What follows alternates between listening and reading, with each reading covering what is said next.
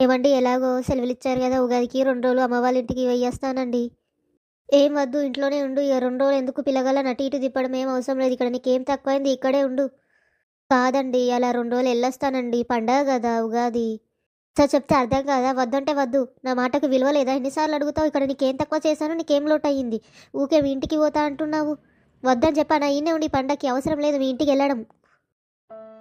ఏ ఆడపిల్లైనా పుట్టింటికి పండక్కి ఎళ్ళాలనుకుంటుంది. ఎందుకు వద్దంటున్నావు? మీ చెల్లికి మాత్రం ఫోన్ చేసి రమ్మని చెప్పావు గదా! మీ భార్యని మాత్రం వద్దంటున్నావు. చెల్లిని మాత్రం రమ్మంటున్నావు. ఎందుకు ఇద్దరిని వేరు వేరు చూస్తున్నావు?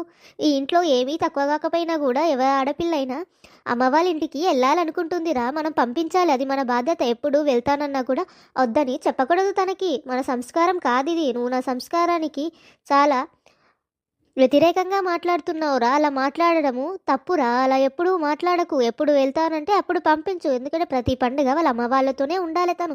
ఎందుకంటే చిన్నప్పటి నుంచి అక్కడే పెరిగింది కాబట్టి ఎలాగో ఇక్కడే ఉంటుంది కదా చాలా రోజులు. 2 రోజులు పోనీరా. ఎందుకు అట్లా ఆంక్షలు విధిస్తావు?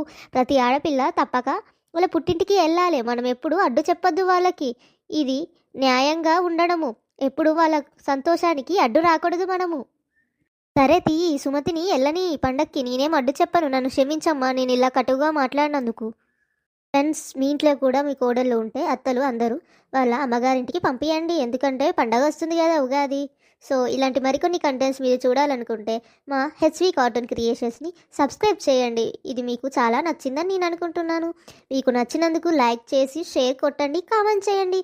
Bye friends, take care. అందరికీ అడ్వాన్స్ హ్యాపీ ఉగాది. బాయ్.